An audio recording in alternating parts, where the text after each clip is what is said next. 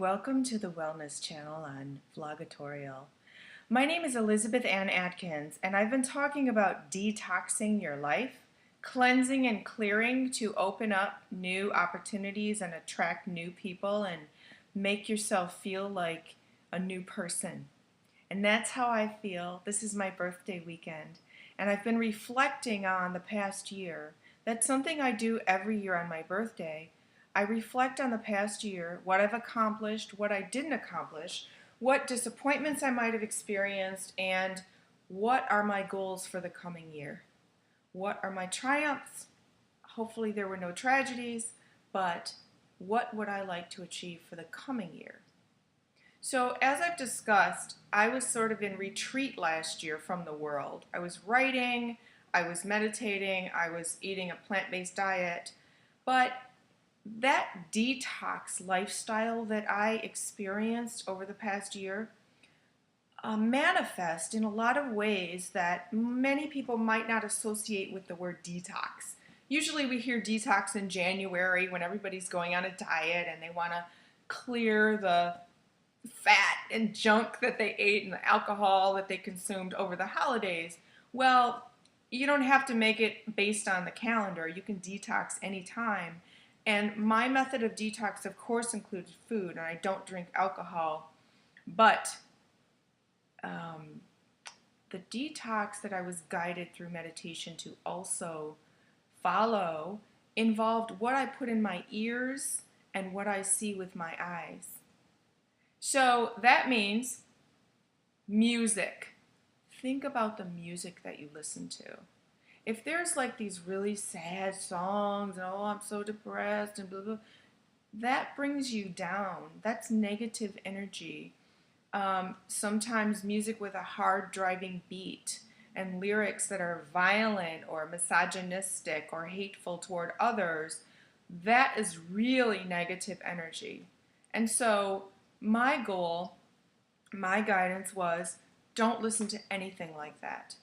Don't listen to music with negative lyrics or misogyny, hateful toward women, using the B word, cuss words, violent images, hateful images, criticisms. And there's even some really great love songs that are so fun and they have that kind of beat that sticks in your head forever. I didn't listen to those. I listen to classical, which I listen to while I'm writing anyway, but in the car I listen to classical and I listen to gospel. That's what I love. I love gospel music. So I listen to gospel and classical. I had a few CDs of like meditation music and like super serene kind of music that I love, but that was it. With my eyes, what did I consume? I did not watch negative things. I didn't watch the news a lot. I was writing, so you don't want to turn on the news or anything on television. You want to just focus and write. So that was easy. But I did not consume negative news because it just filled me with bad feelings, fears, worries. I mean, I kept abreast of what was going on in the world, but I did not focus on it. Here in Detroit, there's a lot of bad news. There's crime. The mayor had a corruption case with all other kind of people involved with him and went to prison. And there's bankruptcy in our city and the schools and, you know, it goes on and on and on. And of course, it's on the news every single day. I just kept abreast very in a distant manner, but I didn't sit and watch those stories. So when you connect with the divine and you practice meditation, you get guidance of when to turn on the TV. And that happened all the time. Like I wouldn't watch TV for days, and then I would hear, turn on the news. So here's a few examples of how that works. I heard, turn on the news. I turned on the NBC Nightly News. I learned that Nelson Mandela had died. So there was a reason I was supposed to turn on the news and learn that one of the most amazing people who's ever lived in the whole history of planet Earth, someone I immensely admire, had died. Other examples of that, I was Sunday morning meditating. I heard turn on Super Soul Sunday, and there was someone on whose book I had read. Oprah was interviewing Dr. Brian Weiss, who wrote a book called Many Lives, Many Masters. Super powerful book. You should read that book. One of my meditation teachers had told me to read that book. That's how I heard of it. And I called him and he turned it on and it was exciting. But again, that was a divinely guided moment, turn on the TV when I needed to see something. And that happens all the time. So I don't even need to check the TV schedule or know what's going on. I'm told, I get this guidance, which with practicing meditation, working it daily, you can do that too. It's amazing. So this guidance was constantly telling me what to watch, what not to watch, what movies to see. Because I was writing all the time, I didn't even want to go to the movies. But when I did go, I was very careful not to watch violence or hateful themes. It would be a comedy, or it would be like a romantic comedy, a drama, something that's uplifting. So magazines, newspapers, internet websites, very careful to only feed my brain uplifting information. So of course I would do research for my book, which was necessary sometimes, but I would also read about spiritual information that helped my evolution over the course of last year. And so that was helpful. Or listen to inspiring messages such as Doreen Virtue and Joel Osteen. So this one gets to my ears. If I were doing laundry or doing dishes or doing, housework type things, I would just listen to their messages, which are uplifting and powerful all the time. So it doesn't give your brain the opportunity to dwell on anything negative because you're listening to this positive message. Really powerful. Don't they say that an idle mind is the devil's workshop? So an idle mind also leaves you vulnerable to worry and fear. And so listening to these positive messages all the time. I mean, sometimes if you feel really worried, I used to play these messages while I was going to sleep. Because sometimes when you lay down to go to sleep, your eyes fly open. You're like, oh my God, what am I going to do about this or that? And no, if you're listening to something positive and soothing, that's all your brain has to do. Brain focuses on that positive, uplifting, empowering message.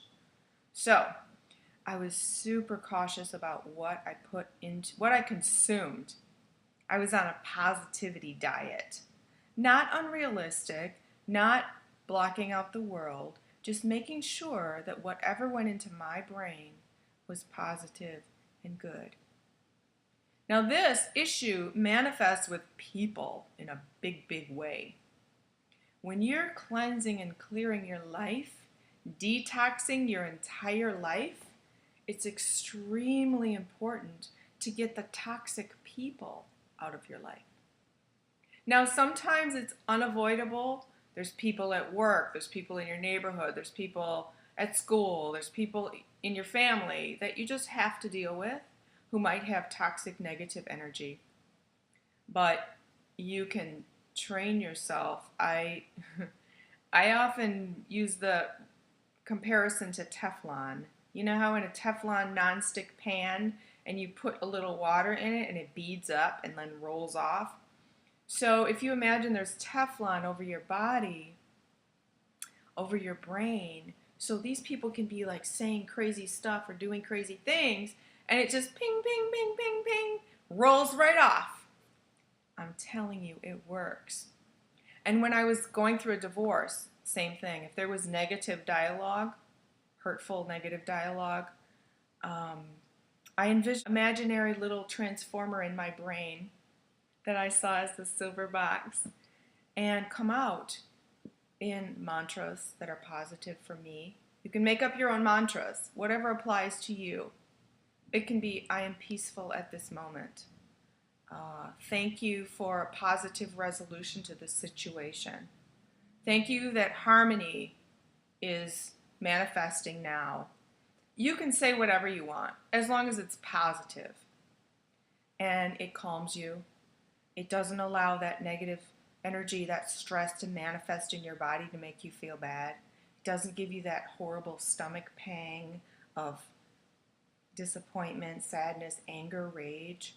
That does nothing to help anybody.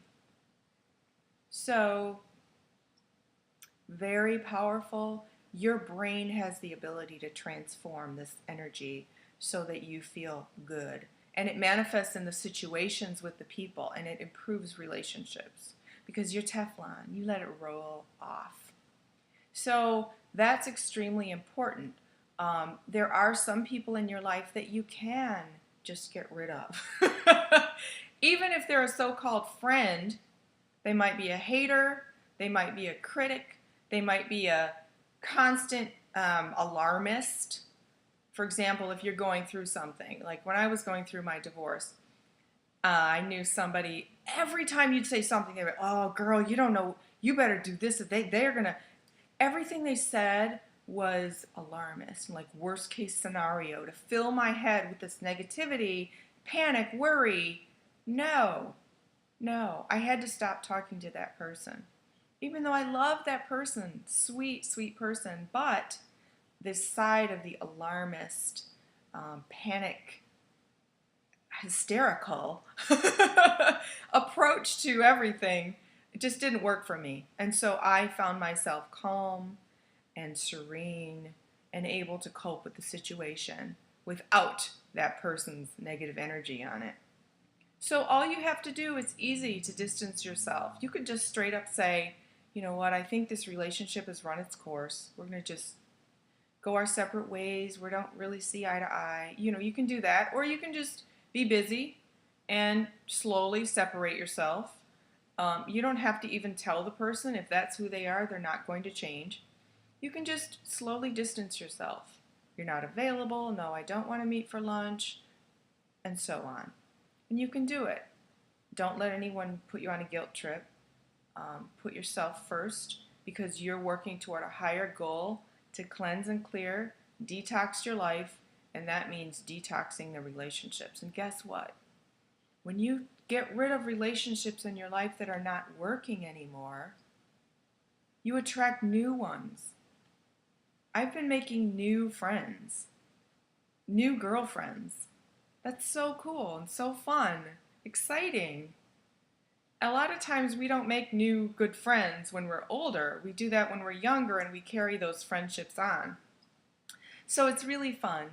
My point is that out with the old and with the new, but you have to clear the space. It's like emptying a room of everything and then filling it with all new beautiful things. And your life can be that way too.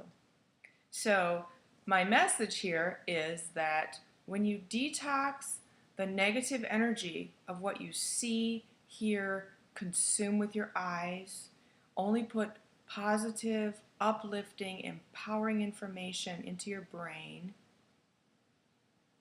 and avoiding putting any negative media, people, images, music into your head, I guarantee you're going to feel this new sense of peace and serenity and joy within.